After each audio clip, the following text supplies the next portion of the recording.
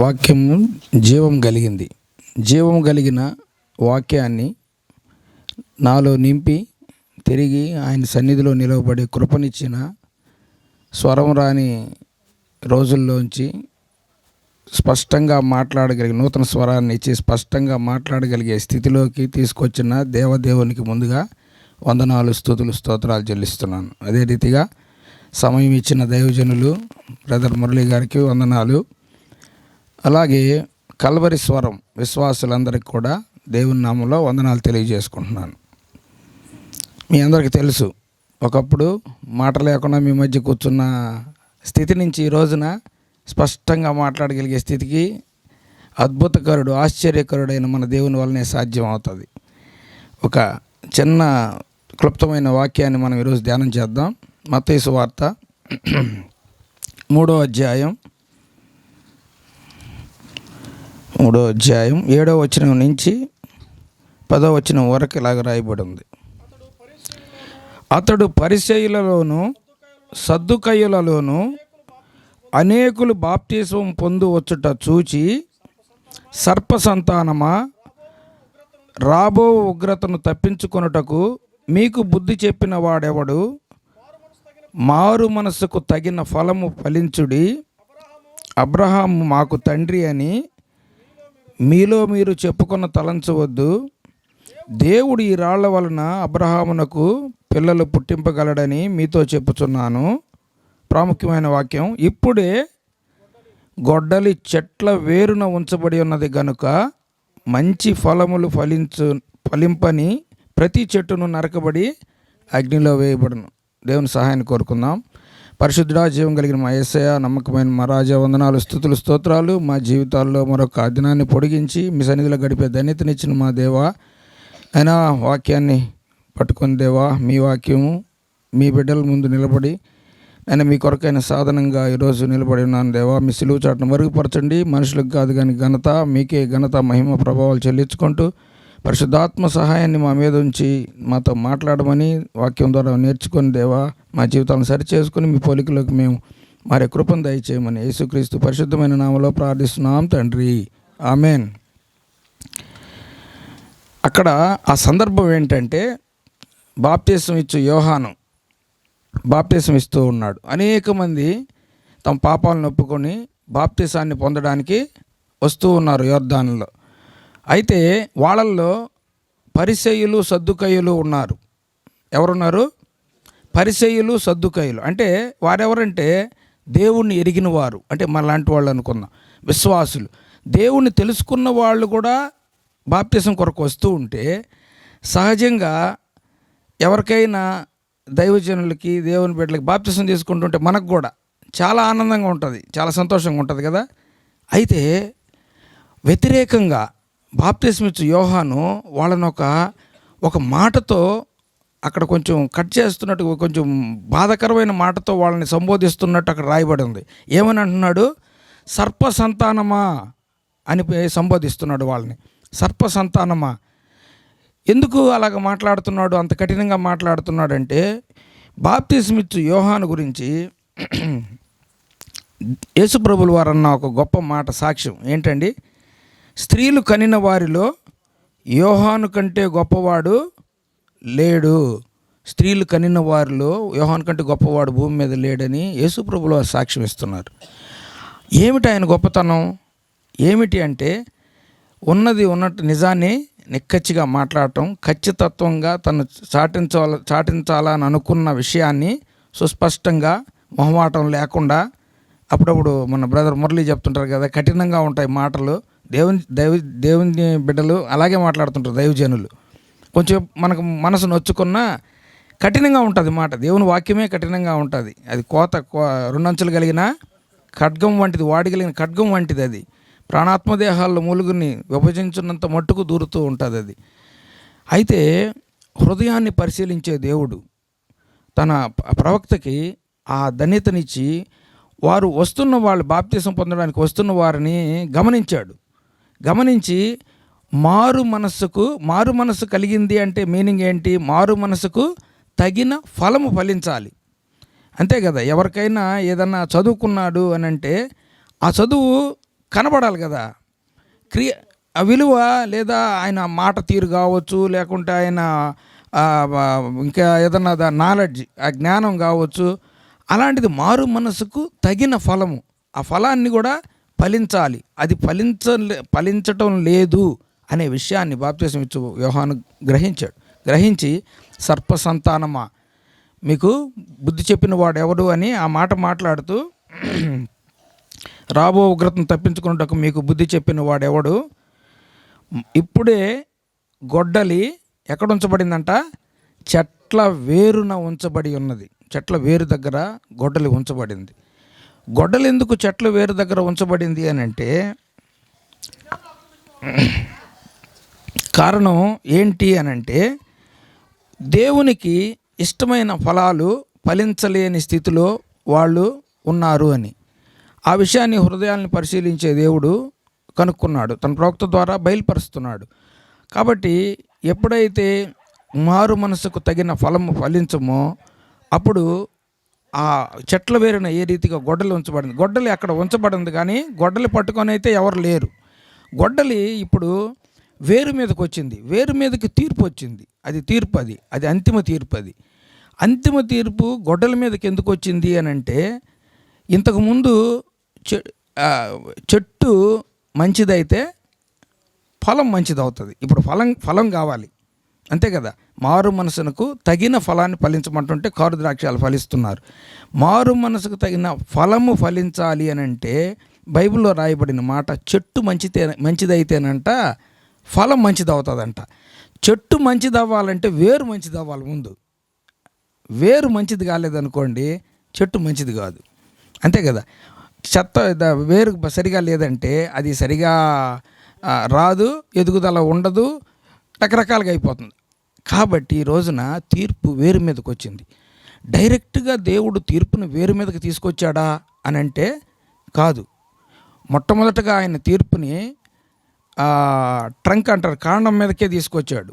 ఇంతకుముందు తీర్పు వచ్చింది ఇశ్రాయేలీయుల మీదకి, మాట వినని వారైనప్పుడు ఏం చేసినాడు దేవుడు, వారిని చెదరగొట్టాడంటే మొద్దుతో సహా నరికేసి చల్లా చెదురైపోయినారు వారి విచ్చలవిడితనాన్ని బట్టి.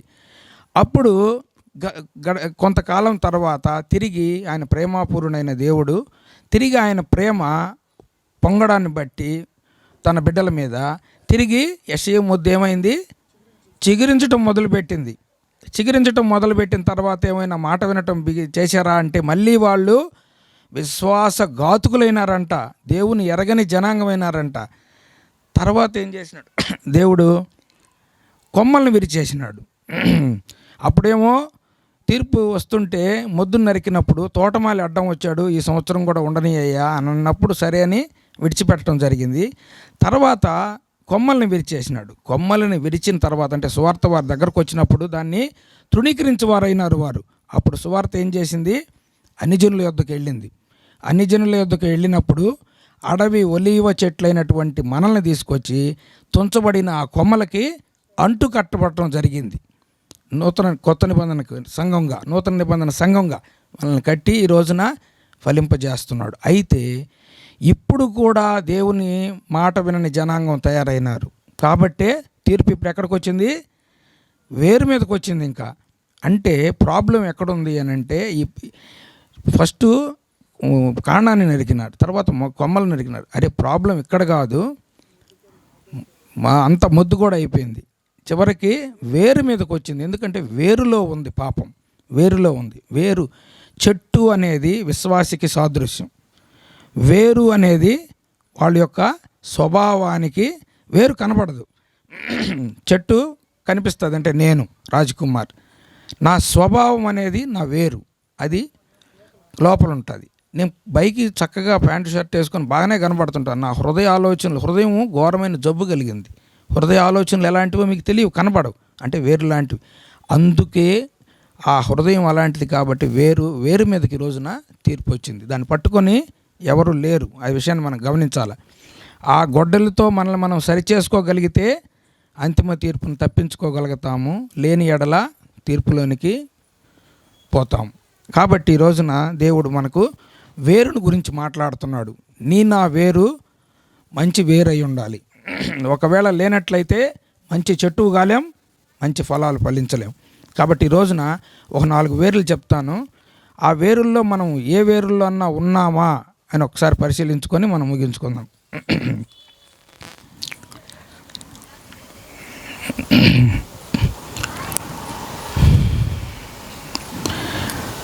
హెబ్రీయులకు రాసిన పత్రిక 12వ అధ్యాయం 15వ వచనం. హెబ్రీయులకు రాసిన పత్రిక ఏశావు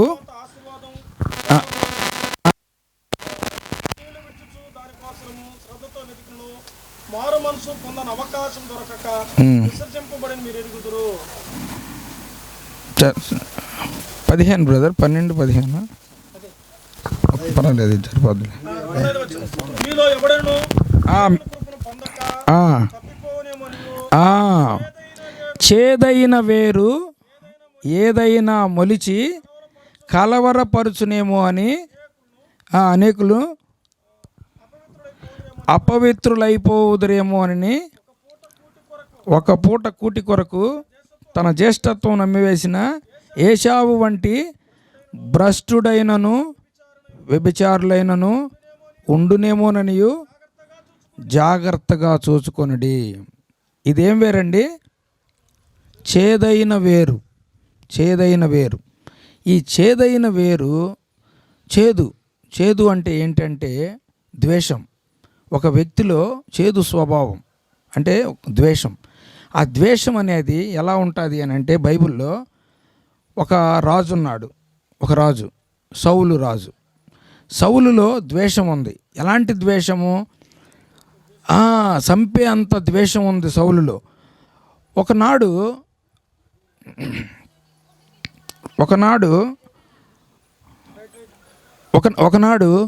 సౌలు దావీదు యుద్ధానికి వెళ్ళొచ్చాడు. యుద్ధానికి వెళ్ళి గొలియాతును చంపి వస్తున్నప్పుడు స్త్రీలంతా నాట్యమాడుచు, మనకు మామూలుగా గొడవలు స్త్రీలు ఎక్కువ పెడుతుంటారు, స్త్రీలు నాట్యమాడుచు పాటలు పాడుతున్నారు. ఏం పాట పాడుతున్నారు? సౌలు వేల కొలది, దావీదు అక్కడ అంటించారు, అక్కడ పెట్టారు అగ్గిపుల్ల. అది విన్నాడు ఎవరు? సౌలు.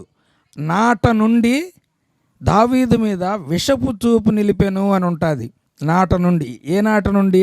ఏ రోజైతే నేను రాజును కదా, నా గురించి కదా కొంచెం ఎక్కువ పాడాలి వీళ్ళు, అదేంటి అట్లా పాడుతున్నారు? నేనేమో వేల కొలదంట, దావీదేమో బాలుడైన దావీదు 10,000 కొలది సైన్యాన్ని సంహరించాడని పాటలు పాడారు. అక్కడిని నాట నుంచి విషపు చూపును నిలిపాడు. అంటే సౌలులోకి ద్వేషం ప్రవేశించి చేదైన వేరు మొలిచి తను ఏం చేశాడు? దాదాపు బైబిల్లో రాయబడిన ప్రకారం ఒక 21 సార్లు అటెంప్ట్ మర్డర్ చేశాడు. చంపడానికి తరిమినాడు. ఆ దెబ్బతో దావీదు రకరకాల అరణ్యాలు తిరిగినాడు. జీపు అరణ్యము, ఏనుగేది అరణ్యము, ఇట్లాంటి అరణ్యాలు తిరుగుతూ అరణ్యవాసి అయి ఉండిపోయినాడు. చివరికి ఆయన కనుగొన్నప్పుడు దావీదు అంటున్న మాట ఏంటంటే, నేను చచ్చిన కుక్క వంటి వాడను, మిన్నల్లి వంటి వాడను, నీ ముందు నేను ఎందుకు నన్ను తరుముతూ ఉన్నావు? ఆ రాజు యొక్క అవి కట్ చేసుకొని పోయి తన ప్రాణాన్ని నా చేతికి అప్పగించున్నాడని నిరూపించిన తర్వాత కూడా వెంటబడుతూనే ఉన్నాడు. అంటే ద్వేషం అనేది అనేక పర్యాయములు సౌలు చేతిలో ఈటి ఉండిందంట. ఆ దాంతో దావీదును గోడకు బిగిద్దునా, ఈటి విసిరి దావీదును గోడకు బిగిద్దునా అన్న తలంపు. అంటే ద్వేషము అంతగా పనిచేస్తుంది. పైకి మనము చెట్టులాగా బాగానే కనిపిస్తూ ఉంటాం, బాగానే ఉంటాం, ప్రైజ్ లార్డ్ బ్రదర్ అనుకుంటాం, ప్రైజ్ లార్డ్ సిస్టర్ అనుకుంటాం. మన విశ్వాసుల్లోనే ఎక్కువ మందికి ఈ ద్వేషం ఎక్కువగా ఉంటుంది. ఆమె గట్టిన చీరో లేకుంటే ఈమె గట్టిన ఇల్లు, ఏదో రకరకాల బాధలు ఉంటాయి. ఇలాంటివి హృదయాన్ని చాలా పాడు చేస్తాయి. కాబట్టి ఈ రోజున చేదైన వేరు మీలో మొలిచి కలవరపరచునేమో అని, అలాంటి చేదైన వేరు ద్వారానే ఏమైపోయినాడు? ఏశావు భ్రష్టుడు అయిపోయినాడు అంట. మీలాంటి ఏశావు లాంటి భ్రష్టులు ఏమైనా ఉన్నారో, వ్యభిచారులు ఉన్నారో చూసుకోమని ఈరోజు దేవుడు మనతో మాట్లాడుతున్నాడు. కాబట్టి అలాగే ఇంకా 2-3 ఎగ్జాంపుల్స్ ఉన్నాయి, మనకు సమయం సరిపోదు కాబట్టి. ఆ రెండవ వేరు. అట్లాగే ఒకసారి అనేక మందికి అపోస్తులైన పౌలు బోధిస్తూ ఉంటే కూడా తనని చంపాలని ఏకంగా దాదాపు 40 మంది ఏం చేశారంట, ఫాస్టింగ్ ప్రేయర్ పెట్టుకున్నారంట వాళ్ళంతా. అంటే పౌలు గారిని చంపడానికి ఉపవాసం ఉండి ప్రతిజ్ఞ పూని ప్రార్థన చేస్తున్నారు చంపాలని. అయితే దేవుడు తనకు దర్శనం ఇచ్చి, నువ్వు ఇటు వెళ్ళాల్సిన అవసరం లేదు, నువ్వు రోమాకి వెళ్ళని చెప్పి తనను తప్పించి జెడ్ కేటగిరీ సెక్యూరిటీ ఇచ్చి తనని క్షేమంగా తీసుకెళ్ళాడు.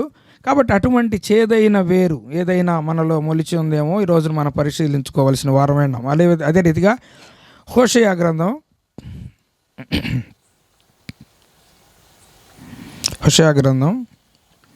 9వ అధ్యాయం 16వ వచనం.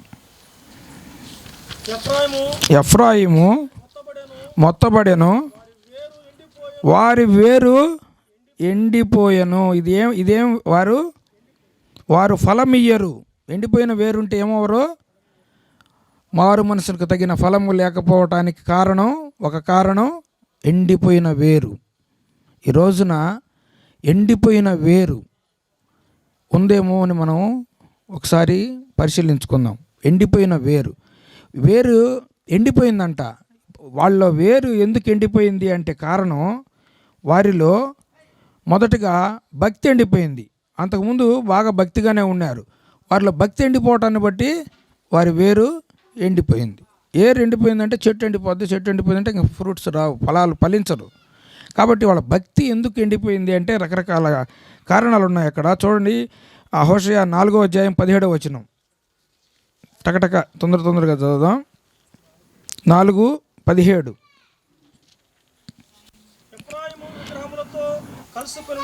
ఎఫ్రాయిము విగ్రహములతో కలుసుకొనెను, వాని అలాగుననే ఉండని. అక్కడ ఆగదాం. ఏమైందంట? ఎఫ్రాయిము విగ్రహాలతో కలిసిపోయినాడు. ఒకప్పుడున్న భక్తి ఎండిపోవడానికి కారణం ఏంటి? విగ్రహాలతో కలిసిపోయినాడు, విగ్రహారాధికుడు అయిపోయినాడు. తద్వారా తన భక్తి ఎండిపోయింది, వేరు ఎండిపోవటం బిగినైంది. అలాగే 5:4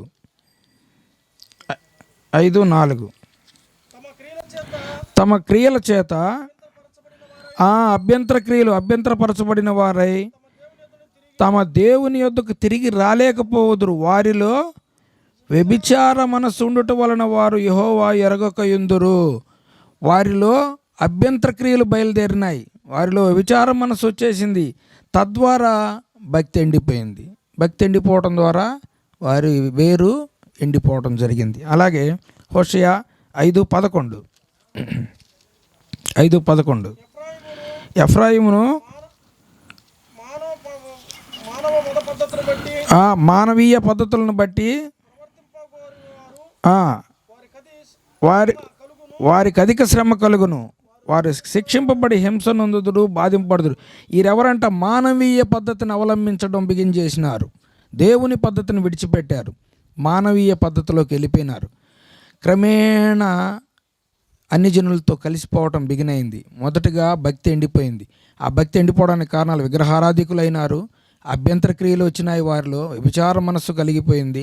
ఇప్పుడు ఏమైనారు? దూరం అయిపోతూ ఉన్నారు దేవునికి. తర్వాత 6:4 హోషేయ 6. ఎఫ్రాయిము నిన్నేమి చేతును, యూదా నిన్నేమి చేతును, తెల్లవారగానే కనబడు మేఘము ఎగిరిపోవునట్లు, పాతకాలమున పడు మంచు ఆరిపోవునట్లు మీ భక్తి కూడా ఆరిపోయింది, మీ భక్తి నిలువకపోవును. పొద్దున మంచు ఏ రీతిగా అయితే సూర్యుడు రాగానే ఎండిపోతుందో అలాగున వారి భక్తి కూడా ఆవిరైపోతుందంట, ఎండిపోతుంది. తద్వారా ఎండిన వేరు కలిగిన వారై అయిపోతున్నారు. ఈ రోజున అనేక మంది ఇలాంటి అనుభవంలోకి వెళ్ళిపోతున్నారు. ఒకప్పుడు బాగా దేవుని ఎరిగిన వారే, ఆరంభం బాగానే ఉంది. రాను రాను ఏమవుతుందంటే లోకాశల ద్వారా క్రమేణా విగ్రహారాధికులు కావచ్చు, లేకపోతే అభ్యంతర క్రియలు కావచ్చు, వ్యభిచార మనస్సు కావచ్చు, ఇట్లాగా వారి మానవీయ పద్ధతుల్లోకి వెళ్ళిపోవటం ద్వారా కావచ్చు, అలాగా అలాగా ట్రాన్స్ఫర్మేషన్ ఇలాగా క్రీస్తు రూపులోకి మారవలసిన వారు లోకాశలతో లోకంలోకి వెళ్ళిపోతూ ఉన్నారు. తద్వారా వారి యొక్క వేరు ఎండిపోయిన వేరు అవుతుంది. తర్వాత 7:8 హోషేయ 7:8 ఎఫ్రాయిము అన్ని జనులతో కలిసిపోయెను. ఎఫ్రాయిము ఎవరు త్రిప్పివేయనప్ప వంటి వాడయ్యను. అన్యులు అతని బలమును మృంగివేసినను అతనికి తెలియకపోను. అతని తల మీద వెంట్రుకలు కనబడుచున్నను అది అతనికి తెలియదు. ఎలాంటి పరిస్థితికి వస్తామంటే స్లోగా ఆ లోకంలోకి లోకాశల్లోకి వెళ్ళిపోతూ ఉన్నప్పుడు మొదటిగా ఏమనిపిస్తుంది అంటే ఈరోజే ఏం కాదులే అన్నట్టు అనిపిస్తుంది. పోను ఏ స్థితికి వచ్చాడంట, లోకంతో కలిసిపోయాడు. బలాన్ని అన్యులు అతని బలాన్ని మింగివేసినను అది అతనికి తెలియకపోయాను. కొంతకాలానికి ఏమవుతుందంటే మనం కంప్లీట్గా ఆ రూపంలోకి మనం మారిపోతున్నా కూడా మనకు తెలియని పరిస్థితి ఉంటుంది. తల వెంట్రుకలు అనేవి ప్రశస్తతకి, దేవుని యొక్క అభిషేకానికి గుర్తివి. అలాంటివి రంగు మారిపోతున్నా కూడా తెలియనటువంటి పరిస్థితుల్లోకి ఈ రోజున విశ్వాసులు కూడా ట్రాన్స్ఫర్మేషన్ అయిపోతున్నారు, లోకంతో కలిసిపోతున్నారు. తద్వారా ఏమవుతుంది, వారి వేరు ఎండిపోతుంది. ఇది ఎండిపోయిన వేరుకి సాదృశ్యం. అయితే 8:11 ఎఫ్రాయిము పాపమునకు ఆధారముకు బలిపీఠములను ఎన్నెన్నో కట్టెను. చివరికి ఏ స్థితికి వచ్చాడు, బలిపీఠాలు కూడా కట్టే స్థితికి, భక్తి ఆవిరైపోయిన స్థితి నుంచి బిగినయ్యి అన్యులతో కలవటం, అన్ని దేవతలను పూజించటం నుంచి చివరికి గుడులు గోపురాలు కట్టి బలిపీఠాలు కట్టే స్థితికి వచ్చేసాడు. అంటే కంప్లీట్ ట్రాన్స్ఫర్మేషన్ అయిపోయింది. అంటే పూర్తిగా వారి వేరు ఎండిపోయింది. అటువంటి వారు తగిన ఫలాలు, మంచి ఫలాలు ఫలిస్తూ దేవుడు కోరుకున్న మారు మనస్సుకు తగిన ఫలం ఫలిస్తారని అనుకోవటం వృధా ప్రయాసే, జరగదు అట్లాంటిది. అటువంటి వారి మీదకి దేవుడు ఏం పెట్టినాడు, ఇప్పుడే గొడ్డలి చెట్ల వేరున ఉంచబడి ఉన్నది. కాబట్టి మంచి ఫలం ఫలించిన ప్రతి చెట్టును నరకబడి అగ్నిలో వేయబడుతుంది. తర్వాత మూడవదిగా ఆ విధంగా అయిపోవడానికి కారణం ఏంటంటే వారిలో ధర్మశాస్త్రం ఇచ్చిన వాటిలో అన్యములుగా ఇచ్చినారంట, నిర్లక్ష్యం చేసినారంట. తర్వాత మూడవదిగా యెషయా గ్రంథం 5:24 యెషయా గ్రంథం 5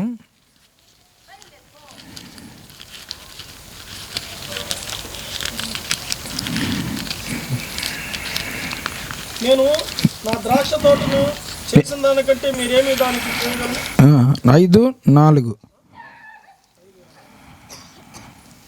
5:24 సైన్యములకు అధిపతియగు యెహోవా ధర్మశాస్త్రం నిర్లక్ష్య పెట్టుదురు,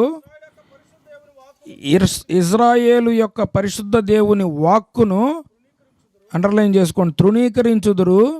కాబట్టి అగ్నిజ్వాల కొయ్యకాలను కాల్చివేయినట్లు, ఎండిన గడ్డి మంటలో భస్మమగునట్లు వారి వేరు కుళ్ళిపోవును. ఇదేం వేరండి, కుళ్ళిపోయిన వేరు. ఇది మొట్టమొదటిగా ఏం వేరు చెప్పుకున్నాం, చేదైన వేరు. రెండవదిగా ఎండిపోయిన వేరు. ఇప్పుడు ఏం వేరు వచ్చింది, కుళ్ళిపోయింది ఈ వేరు.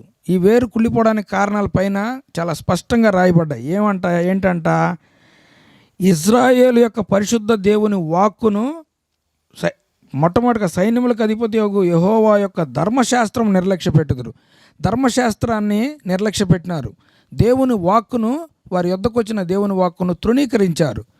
తద్వారా ఏం జరిగింది, వారి వేరు కుళ్ళిపోయింది. కుళ్ళిపోయిన వేరు ఇది. కుళ్ళిపోయిన వేరుని బట్టి ఏమవుతుందో వారి ఫలం ఫలించలేరు, మంచి తగిన ఫలం ఫలించలేరు, మారు మనసుకు తగిన ఫలం.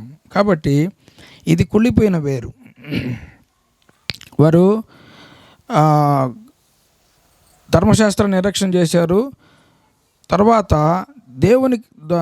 దావీదు ఏ రీతిగా అయితే దుప్పినీటి వాగుల కొరకు ఆశపడినట్లు దేవుని వాక్యమని ఆహారమును సరిగా లేనట్లయితే, వారు మన దగ్గర లేనట్లయితే, మనం కానీ ఆశపడినట్లయితే క్రమేణా ఆ వేరు స్వభావం, మానవుని స్వభావం, విశ్వాసి స్వభావం కుళ్ళిపోవటం బిగినవుతుంది. ఎందుకంటే వాక్యం అనేది జీవాహారం. ఆ జీవాహారం మంచి, ఇప్పుడు ఒక చెట్టు వేసామండి, ఆ చెట్టుకి మీరు ఏమేమి వేస్తారు? మంచి నీళ్లు పోస్తారు, అవసరమైతే దాని చుట్టూ పాదు తీసి రకరకాల ఎరువులు వేస్తారు. అప్పుడప్పుడు నేను చిన్నప్పుడు కూడా చూస్తున్నాను, కంచి కడతారు, దానికి సాల్ట్ కూడా వేస్తారు, రకరకాలు వేస్తారు. భూమిలోకి ఏమేమి కావాలో అన్నీ వేస్తారు దానికి. ఎందుకంటే వేరులో బలం రావాలని. ఆ వేరు తద్వారా చెట్టుకి అన్ని న్యూట్రియంట్స్ సప్లిమెంట్ అయ్యి అది బాగా మంచి ఫలాలు ఫలిస్తుందని. కాబట్టి ఇప్పుడు దేవుని వాక్యం అనే జీవాహారాన్నే మనలోకి ప్రవహించినప్పుడు అది క్రమేణా రూట్స్ ఏమవుతాయి? కుళ్ళిపోతాయి. కాబట్టి కుళ్ళిపోయిన వేరు కలిగి ఉన్నామేమో అని ఈ రోజున మనము పరిశీలించుకోవాలి. 4వదిగా 1 రాజులు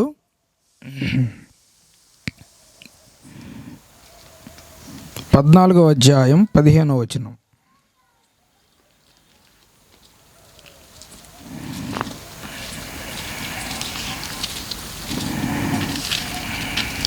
మొదటి రాజుల గ్రంథం 14:15.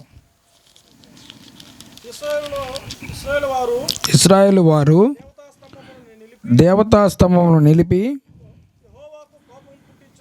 యెహోవాకు కోపం పుట్టించి ఉన్నారు గనుక